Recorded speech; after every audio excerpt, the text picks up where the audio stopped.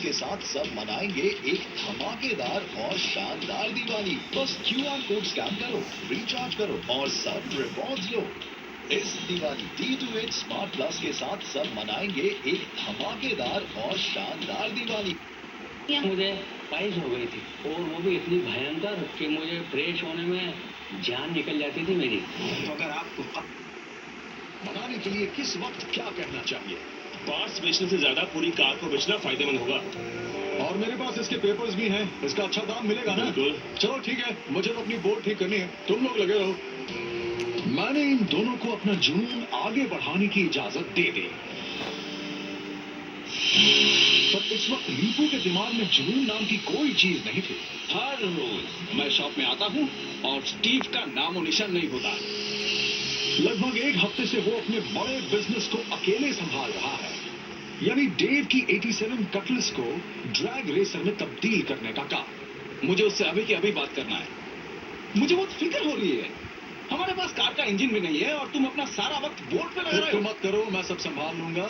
मेरे पास एक प्लान है, वो बिल्कुल मेरी तरह फिक्र में उलझा हुआ है। ये कार बस यहाँ बेकार पड़ी हुई है, बाकी सब लोग पता नहीं कहाँ है और मैं यहाँ गधे की तरह काम कर रहा हूँ। ये तो बहुत ही गलत बात है। अच्छा देखो, हम एक काम करते हैं, मुझे पता है कि तुम क्या ठीक से करना है। सोच समझ लो। सब हो जाएगा, तुम बस चिंता मत करो। कुछ लोगों को शांत रहना ही नहीं आता। मेरे पास एक प्लान है। आखिरकार अब मैं पूरा ध्यान काम पर लगाने के लिए निकल पड़ा हूँ। लीपू को बहुत फिक्र है कि मैं कटलेस पर तेजी से काम नहीं कर रहा हूँ। वो बहुत टेंशन लेता है। मुझे एक टिप मिली है कि एक लोकल कबाड़ खाने में 5.3 लीटर का शेवी इंजन है और मैं उसे लेने जा रहा हूँ, पर हमेशा की तरह मैं इसे मुफ्त में ही लेकर आऊंगा। तो जब मैं अपने कबाड़ को छांट रहा था तो जानते हैं मुझे क्या मिला? ये बेहद बड़ी SSR चैसी। तो मेरा प्लान है कि मैं इसे जंकयार्ड ले जाऊं और इसकी जगह उस कटलेस के लिए एक बढ़िया सा इंजन लेकर आऊं।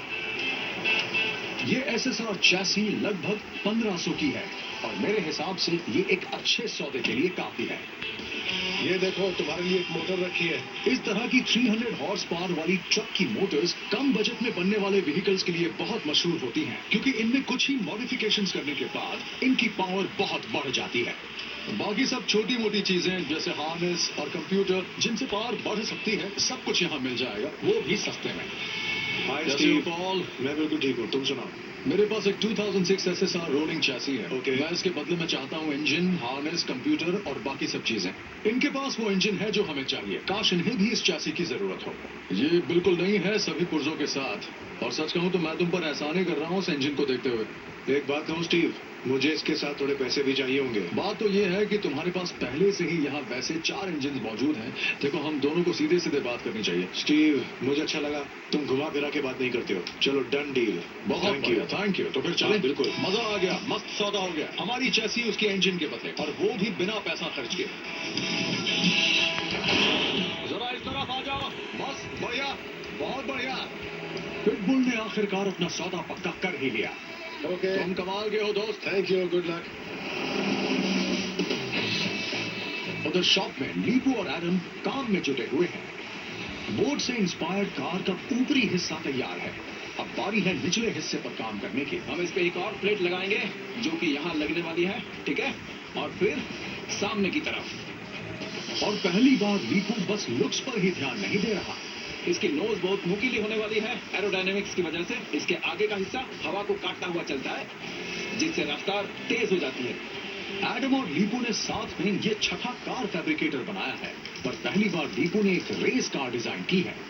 लीपू का ये अंदाज मैंने पहले कभी नहीं देखा। शुरू में लीपू बस लुक्स पर ही ध्यान देता था, परफॉर्मेंस पर नहीं, पर अब वो एरोडायनेमिक्स और परफॉर्मेंस पर भी ध्यान देता है। वो भालो लगता है, मैं तो बहुत खुश हूँ। तुम्हें क्या लगता है?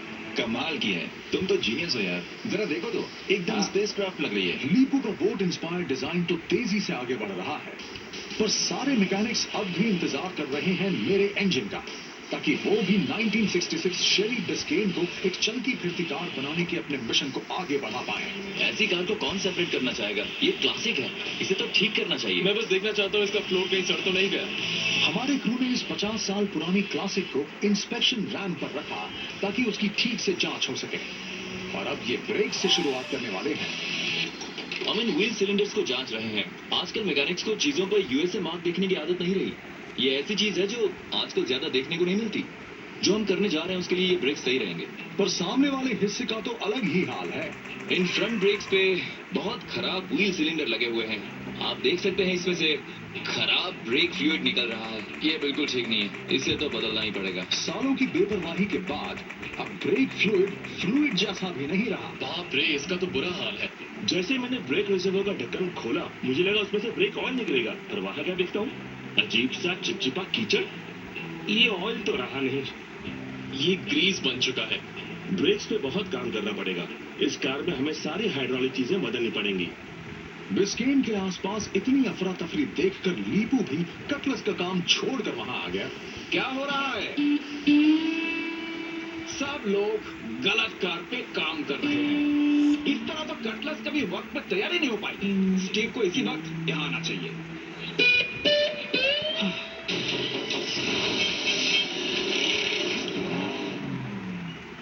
मैं एक नए सफर पर निकला हूँ जहाँ कभी राजा और रानियां राज करते थे। आपका स्वागत है। मेरे साथ एक ऐसे सफर पर चलिए जहाँ हम लग्जरी और मैजिक एक्सपीरियंस करेंगे। ये इम्पॉसिबल है। मैं आपको भारत का वो जादू दिखाऊंगा जो आपने कभी नहीं देखा होगा। स्वागत है धानकलाल, मूली, महेश्वर, गोंदल, वडोदरा में। टूर डी रोयाल शुरू हो रहा है कल रात 8 बजे हिस्ट्री टीवी 18 पर। क्या आप बिलीव कर पाएंगे अगर मैं आपसे कहूं कि कुछ खास मौसम परिस्थितियों में आसमान से पिघला हुआ कांच बरस सकता है? क्या भारत में करंट मोहन नाम का एक आदमी है जिसके शरीर पर बिजली का असर नहीं होता? या फिर सैनिकों ने लड़ाई के मैदान में हथियार ले जाने के लिए एक भालू को ट्रेन किया? तो बिलीव कर लीजिए, क्योंकि ये कहानियां 100% सच्ची है, यहाँ तक की भालूबारी। The Unbelievable with Dan Aykroyd हर गुरुवार और शुक्रवार रात 9 बजे हिस्ट्री टीवी 18 पर। Co-powered by Thrill has a new shade.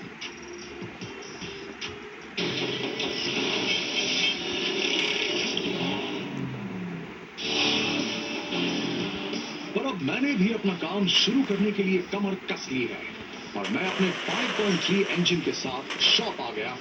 ये क्या लाए हो? अरे ये तो खास जंकयार्ड से लेकर आया हूँ। ये कमाल का है। बढ़िया, चलो इसे बाहर निकालते हैं। मेरा प्लान है कि मैं इस इंजन को टर्बो बूस्ट करके 300 से 600 हॉर्स पावर का बना दूं। पर ऐसा करने से पहले मुझे थोड़ी सी तैयारी करनी पड़ेगी। हम शुरू करेंगे काम जंकयार्ड मोटर को साफ करने से। कचरा साफ करने पर सब कुछ तेजी से दौड़ता है। इसके बाद फ्यूल फ्लो बढ़ाने के लिए हम इसमें लगा रहे हैं बड़े इंजेक्टर्स और एक कस्टम कैम शाफ्ट, जिससे टर्बो को सिलेंडर में ज्यादा हवा भरने में मदद मिलेगी और एक्स्ट्रा फ्यूल भी जल जाएगा। वाह, देखो इसे। ट्रांसमिशन अच्छा लग रहा है। आखिरकार एक रेसिंग ट्रांसमिशन। ये हुई ना बात दोस्त। इन इंजन पार्ट्स की कीमत 2200 थी। हुआ नहीं अभी तक। टर्बो के लिए और 800 रखने के बाद मेरा प्लान है 600 की हॉर्स पावर वाली बिल्ड को सिर्फ 3000 में बनाने का।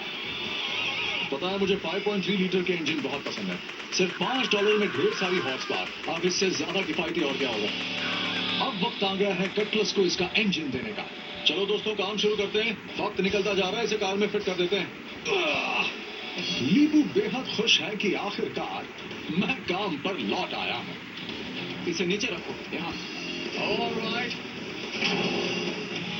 चलो अब इसे अंदर लगा देते हैं। ठीक है, इसी जगह। मैं इसे ऊपर ले जा रहा हूँ। स्टीव, पैर बचा के। मुझे लगभग 2 हफ्ते लग गए इंजन लाने का अपना वादा पूरा करने में। हो गया। पूरी तरह फिट हो गया, पर इसे लगाने में मैंने बिल्कुल देर नहीं लगाई। हाँ, बहुत बढ़िया लग रहा है। बहुत अच्छा। और कटलस टर्बो बूस्ट के लिए तैयार है। एक बार हम इस कार को ठीक कर दे, फिर इसकी रफ्तार देखना। और जैसे ही मैकेनिकल बिल्ड की बारी आई, मैंने अपना ध्यान अपनी बोर्ड की तरफ लगाया। रेस में अब बस 3 दिन बचे हैं और कटलस की तरफ मेरी बेपरवाही की वजह से बाकी बचा हुआ काम करने का बीड़ा लीपू और फैब्रिकेटर ने उठा लिया और रेस कार के आगे का हिस्सा खत्म कर लिया। अब हेडलाइट्स पे काम करते हैं। लीपू हाथ से ही डिजाइन बनाता है और कभी नाप तोल नहीं करता। हेडलाइट्स के लिए होल की जरूरत पड़ने पर ये तो स्क्वायर है।